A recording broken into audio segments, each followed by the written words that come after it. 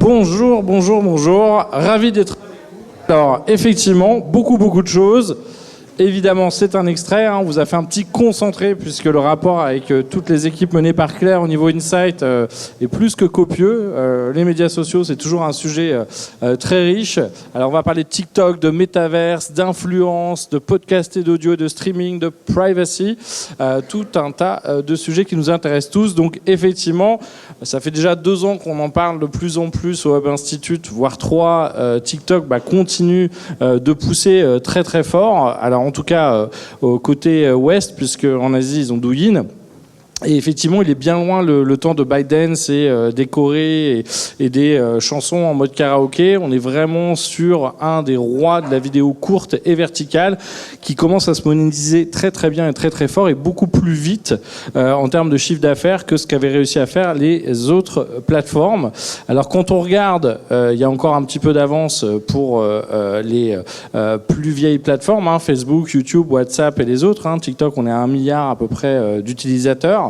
Mais ce qui est intéressant, c'est de voir la croissance et surtout, finalement, le temps qu'on y passe. Alors, ça dépend un petit peu selon les stats. Dans certaines, il a touche avec YouTube, mais en fait, là, a priori, il serait en train de dépasser tout simplement le temps passé. Donc, c'est une plateforme particulièrement addictive, malgré les petits formats, avec ce côté de l'algorithme particulièrement, on va dire, intelligent et capable de nous pousser des choses. Et la dernière news, c'est qu'effectivement, fin 2021, il a même dépasser Google en termes d'audience, donc c'est quand même assez dingue de voir à quel point la plateforme est sticky.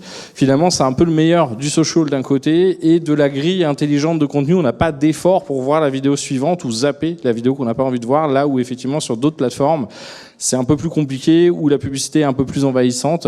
Et puis on est vraiment sur du mobile first, sur de la vidéo first, là où finalement les autres plateformes sont en train d'essayer de rattraper les choses. La vraie différence, c'est qu'on passe vraiment du social graph à l'interest graph. Pas pour dire que vos amis sont pas intéressants, mais au bout d'un moment, notre réseau social, on suit un certain nombre de personnes qui postent des choses plus ou moins intéressantes, où nos centres d'intérêt évoluent par rapport à notre réseau. Donc ça peut s'épuiser un peu vite. À l'inverse, l'interest graph, en fait, TikTok va vous proposer que des choses, pas de gens qu'on connaît, mais des choses a priori qui nous intéressent. Donc il va nous proposer régulièrement des nouveaux sujets, voir si on clique, on like, on commente, et donc en temps réel, il va constamment customiser les choses, éviter l'infobulle en proposant quand même régulièrement des nouveaux contenus, des nouvelles thématiques, mais du coup, on s'ennuie très peu. C'est très addictif, très court, et effectivement, du coup, avec un temps d'audience assez conséquent.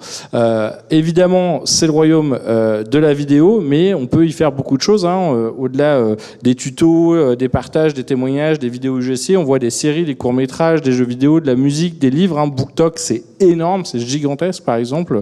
Des commentaires de fans de livres, de littérature.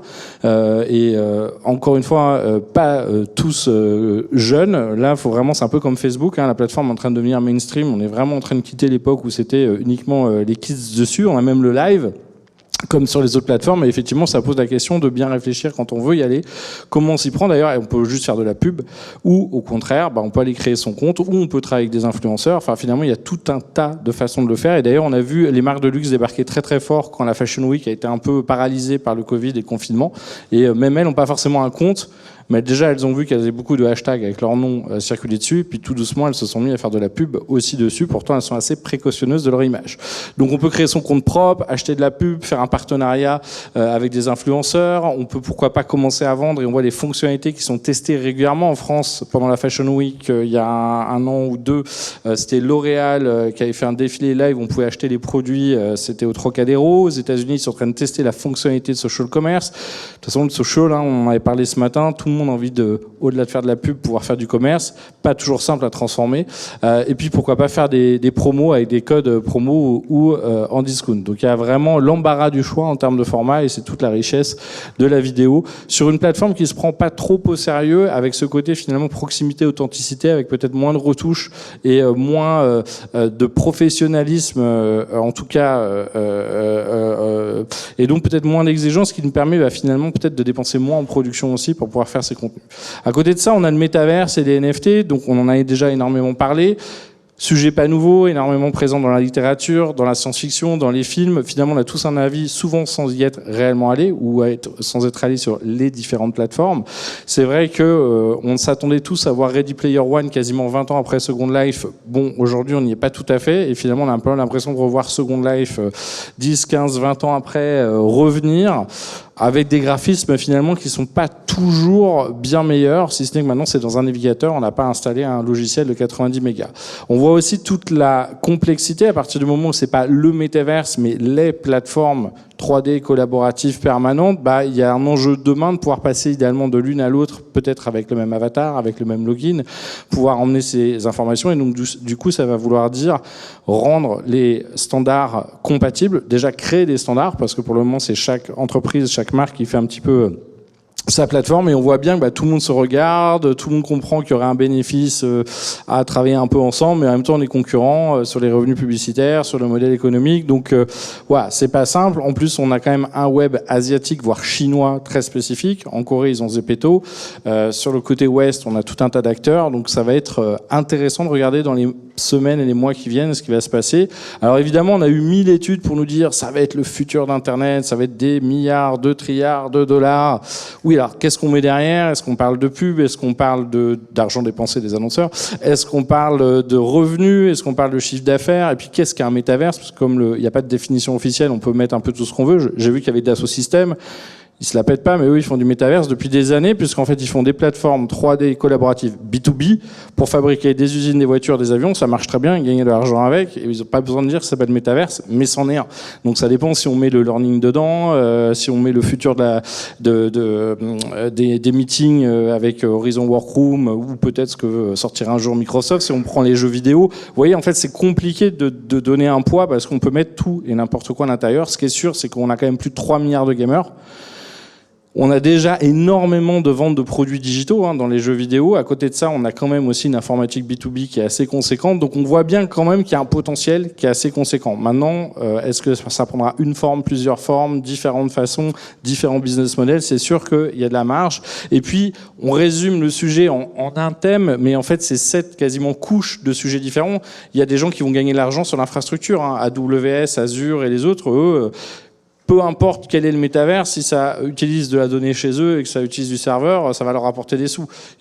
Chez Orange, eux, ils vont peut-être vendre des tuyaux, de la connectique, ou de la 5 ou de la 6G. Donc, en fait, c'est un peu plus riche que ce qu'on imagine. Il n'y a pas que les 5 ou 10 ou 20 plateformes sur lesquelles on va créer son bâtiment, mettre son logo ou mettre son avatar. Il y a tout un écosystème complet autour de la 3D qui est assez conséquent et assez riche. Alors évidemment, on interroge qui on veut et on a des résultats toujours un peu différents. Bon, voilà, on va voir ce que ça donne. Et puis je pense qu'on a une vision souvent un peu limitée de dire le Web 2 va remplacer le 1, le 3 va remplacer le 2 et le 1. Non, en fait, tout ça, c'est des canaux, des formats qui s'ajoutent. Mais aujourd'hui, même le digital n'a pas totalement tué le offline. Loin de là, quand on regarde encore la télé ou la radio ou la presse, ou alors elle est en train de muter en podcast. Donc voilà, faut pas être simpliste, je pense, dans cette vision un peu de tout va s'arrêter, tout va changer demain, le métavers c'est le futur. Ce qui est sûr, en tout cas, c'est que c'est pas gratuit.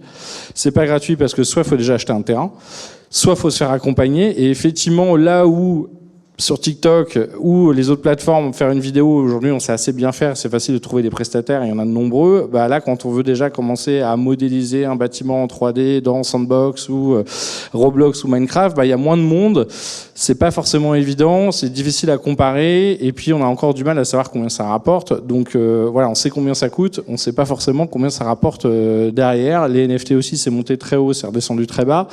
Ce qui est sûr, en tout cas, c'est qu'il faut bien se poser la question pourquoi on y va. On peut très bien y aller en se disant c'est de la R&D, c'est de l'inno, c'est pas grave, c'est un coût, c'est un investissement, on veut comprendre. Alors on n'est pas obligé de brûler trop de cash, mais en tout cas, voilà, on y va pour apprendre. C'est un peu comme nager, vous pouvez lire tous les bouquins, à un moment, il faut sauter dans la piscine. C'est pas glamour au début, et si on se noie pas, peut-être qu'on va réussir à devenir un champion plus tard. On peut se dire on fait un one shot, au lieu d'investir sur toute une année, on fait peut-être un défilé pour la Fashion Week ou un événement ponctuel, et déjà on essaie d'apprendre de cet événement-là ou de cette expérience-là. Après, on peut aussi se dire on va aller toucher une nouvelle cible, les early adopters tech, parce que pour le moment, faut se leurrer, c'est pas ma grand-mère qui est sur Roblox, Minecraft ou Sandbox, mais ça viendra peut-être dans le futur. Donc voilà, en fait, il faut juste se poser la question, et c'est sûr que le ROI, à part quelques marques peut-être dans la beauté, le luxe ou la mode, aujourd'hui, il faut rester lucide, on en est encore qu'au prémisse. Et puis, il y a des fois, faut pas non plus ne pas tester des nouvelles choses et ne pas innover, mais c'est vrai qu'on voit toutes les contraintes et les urgences actuelles entre l'inflation, la logistique, le e-commerce, la sustainability. On peut se poser aussi la question, est-ce que c'est la première urgence du moment ? Peut-être pas, en même temps, si on réfléchit comme ça, on fait jamais rien. Mais bon, voilà, des fois, il faut aussi se demander par rapport aux attentes clients, et je pense qu'il y en a peu qui vont venir protester au magasin ou sur votre site web. Vous n'êtes pas dans le métavers, c'est un scandale quand même. Alors que votre appli marche toujours pas bien, votre site e-commerce est moyen, on vous trouve toujours pas dans les moteurs de recherche. Donc là aussi, des fois, il faut accepter de prioriser un petit peu les choses en fonction des moyens qu'on a et du moment. Troisième tendance, l'influence, un grand et gros sujet, pas du tout nouveau. Ça fait des années qu'on a des influenceurs, et même avant d'avoir des influenceurs sur Internet, on avait déjà des égéries, on avait déjà des starlets, on avait déjà des acteurs ou des politiques avant ou des médias. Mais on voit bien, voilà, c'est devenu un marché très conséquent qui est en train de maturer, même si on va en reparler, il y a encore tout un tas d'à-coups. Et donc c'est effectivement aller chercher des gens qui ont déjà une audience. Au-delà de l'audience qui, idéalement, une autorité ou une légitimité sur un sujet. C'est rare qu'on soit influenceur en tout. On est influenceur travel ou food ou mode.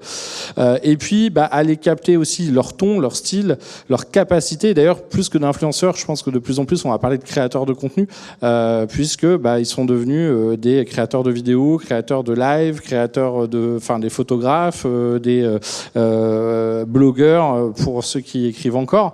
Donc, on voit bien, voilà, ce qui nous intéresse, c'est d'aller chercher cette connaissance de leur cible, leur ton, leur audience et puis leur créativité, parce que c'est vrai que nous des fois on a des guidelines marques qui sont un petit peu contraignantes et des fois on peut les laisser, voilà, c'est un peu les collabs qu'on voit dans le luxe, entre le luxe et l'art, des fois c'est un peu l'excuse, on prend un artiste, on peut sortir un petit peu de ce qu'on a l'habitude de faire. C'est Cision avec Aurélie Sioux, voilà, qui a fait l'effort d'essayer de ranger un petit peu les choses avec son agence RP en disant finalement on prend un seul mot, on l'a vu beaucoup dernièrement, on en reparlera avec les influx voleurs, mais on mélange un peu tout entre les gens de la télé-réalité qui ont fait beaucoup de bruit récemment, mais en fait c'est une micro-minorité. On a les superstars qui sont d'ailleurs influenceurs au-delà des réseaux sociaux, parce qu'ils sont déjà connus et reconnus. On pourrait mettre Elon Musk, qui a à peu près 25% de l'audience de Twitter qui est follower d'Elon Musk, avant même de les avoir rachetés. Je crois qu'il a 120 millions de followers. Je crois qu'il est en trending topics tous les jours. Bon, il aime bien troller et bien provoquer. Donc voilà, on a beaucoup de choses, et en plus, je pense qu'on a tous réalisé que des fois les gros n'étaient pas les plus utiles. D'abord, ils coûtent très cher. En fait, finalement, ils sont très sollicités. Donc, c'est la 22e campagne qu'ils font pour le 3e concurrent. Finalement, c'est plus des équipes. Il va pas être très forcément, ou elle va pas être très motivée. Là où finalement, de prendre 100 nano-influenceurs ultra passionnés par le sujet, qui ont peut-être moins de sollicitations, mais des fois, ils vont faire plus de contenu. Donc là, il faut trouver le bon mix, et souvent, on va mélanger différentes typologies d'influenceurs pour lancer sa campagne entre quelques grandes égéries, des gens experts, et puis on voit bien qu'il y en a qui maîtrisent, je sais pas, Twitch, d'autres sont sur Snapchat, d'autres sont sur TikTok. À nous d'aller trouver le bon mix en fonction de l'audience. Ce qui est sûr, c'est que c'est un monde qui est encore loin d'être clean. Moi, je me rappelle, ça fait déjà plus de 10 ans, on avait une régie blogueur Buzz Paradise dans mon ancienne agence Vanson, et on avait déjà des grandes discussions sur est-ce que les influenceurs disclosent le fait qu'ils ont été sponsorisés ou invités, et on est très exigeant avec eux. Beaucoup moins que nos amis les journalistes qui sont invités une semaine au Club Med ou ailleurs, tout frais payé. Alors eux, par contre, non, il n'y a pas du tout besoin de le dire dans l'article. Par contre, ils ont bien aimé le très bon club. Vous voyez, en fait, c'est toute cette complexité-là où en plus on est arrivé derrière un seul mot à mélanger plein de choses. On a des invitations à des événements, on peut recevoir des produits gratuits, on peut essayer des produits qu'on doit rendre, on peut être rémunéré pour un post sponsorisé. Donc on parle de choses très différentes. Les RP, c'est pas la même chose que de l'achat média. Pourtant, quand on parle d'un influenceur, c'est un peu tout mélangé. Donc on voit bien qu'il y a besoin. Il y a eu tous les scandales autour du dropshipping, où finalement ils prenaient un fabricant en Chine, ils mettaient leur marque dessus, ils prenaient un x3 ou un x4 sur le prix en n'ayant jamais vu le produit, qui est souvent un produit quand même de pas très bonne qualité, et en vendant ça, et on l'a vu beaucoup avec les gens de la télé-réalité, un manque des fois de transparence sur le fait que ce post est sponsorisé. Et d'ailleurs, même aujourd'hui dans les plateformes comme YouTube et d'autres, on peut vraiment il y a un moyen d'afficher de manière structurelle qu'il y a du sponsoring à l'intérieur. Les astuces plus ou moins astucieuses, hein, avec des fois des très mauvais conseils par des gens pas du tout experts sur les régimes, sur la beauté, etc. Et d'ailleurs, Dove a fait une très bonne campagne là-dessus. Et les followers, avec effectivement des gens qui ont acheté beaucoup de faux fans et et qui se donnent une influence qu'ils n'ont pas. Et donc ça, c'est aussi problématique pour les marques. Et effectivement, le gros clash qu'on a vu récemment, c'était effectivement une partie de l'influence qui est vraiment une petite partie, mais avec les influenceurs de la télé-réalité, entre autres, représentés par une agence qu'on citera pas, qui s'est fait pas mal tacler par Booba, bon, qui est pas allé à main morte non plus, et on pourrait dire qu'il, dans certains cas, c'était pas loin du harcèlement, mais en tout cas, on voit bien que ça fait réagir et qu'il y a eu des abus et que on a beau nous raconter que c'est nouveau, que c'est pas structuré, enfin ça fait quand même plus de 20 ans qu'il y a des opérations d'influence, il y a une régulation qui existe, c'est pas parce qu'on est sur internet ou qu'on est à Dubaï quand on a une audience française qu'on n'est pas censé la suivre, et on voit que la loi est toujours un petit peu à la ramasse, un peu plus lente que la technologie, même si là j'ai envie de dire c'est pas nouveau. On voit aussi une prise de conscience de certains influenceurs, hein, de refuser certains produits quand ils aiment pas, même si on est payé parce qu'ils sont pas de bonne qualité. La sensibilisation, des fois ils vont utiliser leur influence au service du développement durable ou de la décroissance ou d'une consommation plus raisonnée. Et Wang Hong, donc qui est un des mots-clés en Chine, plutôt pour inciter à aller voir des activités culturelles ou des musées plutôt que juste de la consommation. Et donc la bonne nouvelle, je vois Tiffen qui était là parmi nous quelque part, mais qui a beaucoup bossé sur le sujet avec la RPP en France, c'est aussi de se dire à un moment on doit s'organiser, on doit structurer les choses. Il y a un bénéfice et pour les influenceurs et pour les marques, à un moment de normaliser les choses. Et effectivement, il y a ce nouveau certificat qui est pas pour punir les gens, c'est juste de dire à un moment il y a des règles et finalement, comme on a, je sais pas, un permis de chasse ou un permis de conduire, finalement demain montrer qu'on maîtrise le minimum de base juridique face aux marques avec lesquelles on travaille, c'est aussi une preuve de qualité, c'est une preuve de sérieux. Et on peut imaginer que demain, de plus en plus, les marques vérifieront, en tout cas, la compréhension des enjeux par les influenceurs. Quand il y a des scandales, ça retombe aussi sur les marques. Et puis, on a des réseaux qui essaient de combler un peu ce manque d'authenticité, hein, le côté un peu vanity qu'on peut avoir sur certains réseaux sociaux. Donc, on a BeReal où on doit se prendre en même temps où qu'on soit avec ses amis, pourquoi pas. On a Labs. Donc là, c'est comme un appareil jetable, vous avez 24 ou 36 poses et en fait, c'est un peu comme un dossier d'une soirée et vous ne pourrez pas en prendre plus et vous allez attendre 24 heures pour voir le résultat. Donc là, on recrée la rareté. Et Paparazzi, là, c'est en fait, vous n'avez pas le droit de vous prendre en selfie, vous pouvez que avoir les photos des gens qui vous ont pris à la même soirée. Donc c'est assez, c'est un peu bizarre. C'est le contre ou l'anti-selfie. Si vous n'avez pas d'amis, vous n'avez pas de photos, c'est pas de chance. Après, on a aussi une variété d'influenceurs, hein, les sportifs, les seniors, les périurbains, la banlieue américaine. Il n'y a pas que des gens qui nous vivent, qui nous vendent leur meilleure vie que nous. Finalement, il y a des gens qui sont très contents de partager leur bon plan promo au Lidl et ça va très bien. Donc voilà, il y a une variété. Il n'y a pas que entre guillemets des stars ou des gens en van life à Bali. Donc tout va bien, ça nous arrange. On voit bien l'importance de l'UGC, donc ce contenu créé par les utilisateurs, plus ou moins connu, mais en tout cas des fois très créatif. D'ailleurs, on voit certaines marques qui avaient essayé de faire du live commerce ou du social commerce avec Retax, par exemple, donner une interface à leurs influenceurs pour qu'ils puissent faire leur live eux-mêmes. C'est beaucoup plus scalable. Ça coûte beaucoup moins cher. Ils ont déjà une audience. Par contre, on va retrouver les pictos des produits tracé directement vers le site e-commerce. Donc on a un peu le meilleur des deux, on a de l'UGC par les influenceurs et en même temps un côté un peu pro pour pouvoir proposer aux gens de naviguer entre les fiches produits. Donc là on voit bien que tout le monde joue avec les mêmes ingrédients mais que finalement c'est pas évident de hacker le truc entre le live, le social et les influenceurs, mais on va y arriver. Donc effectivement faites attention à la face cachée, il y a beaucoup de potentiel derrière cette influence, mais il y a aussi tout un tas de sujets importants de société à définir. Il faut quand même être assez précautionneux quand on y va en tant que marque.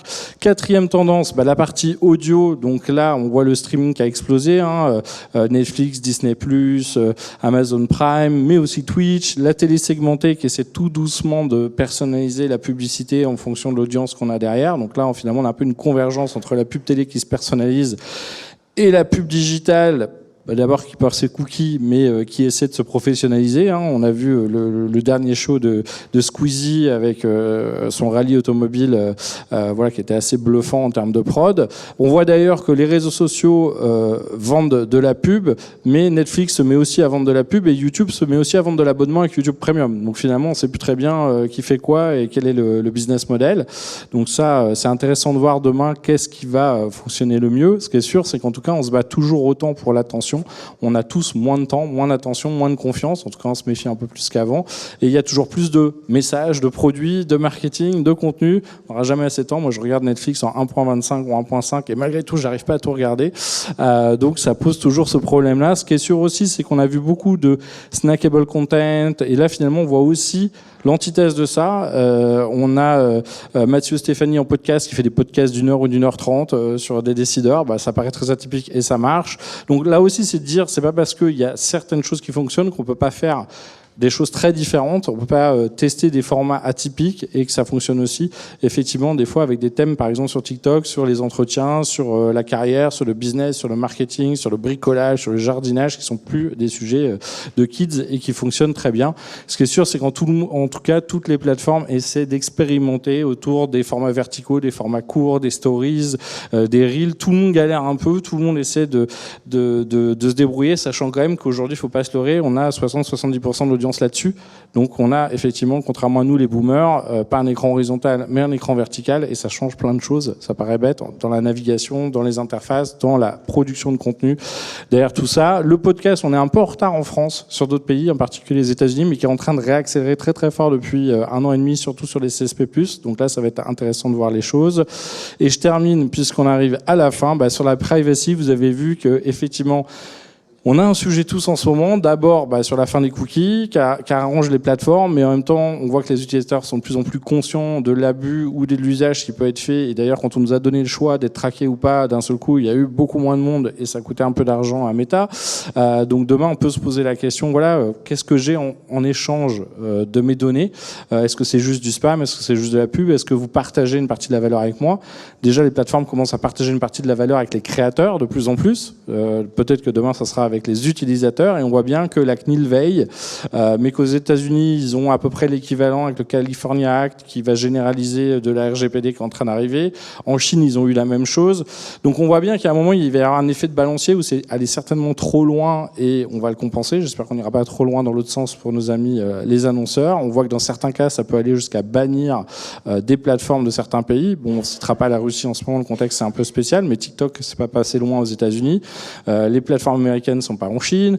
L'Inde a viré pas mal de plateformes chinoises. Donc on voit bien qu'il y a un peu une balkanisation des choses. Et déjà, le problème qu'on a avec les réseaux sociaux, ça ne sera que pire dans le métaverse, puisqu'on pourra traquer ce que vous regardez, où vous êtes, dans quelle position, ce que vous êtes en train de faire. Donc ça va juste amplifier la problématique derrière tout ça, si ce n'est qu'on pourra vraiment pas savoir si c'est vous, puisque l'avatar, en plus, ne sera pas forcément représentatif des choses. Bref, je pense pas qu'on sera pour une disparition des réseaux sociaux, mais en tout cas, on est parti pour une bonne réinvention, ne serait-ce qu'au niveau modèle économique, vu l'état du marché de la tech et du cours de la bourse ces dernières semaines. Merci à vous.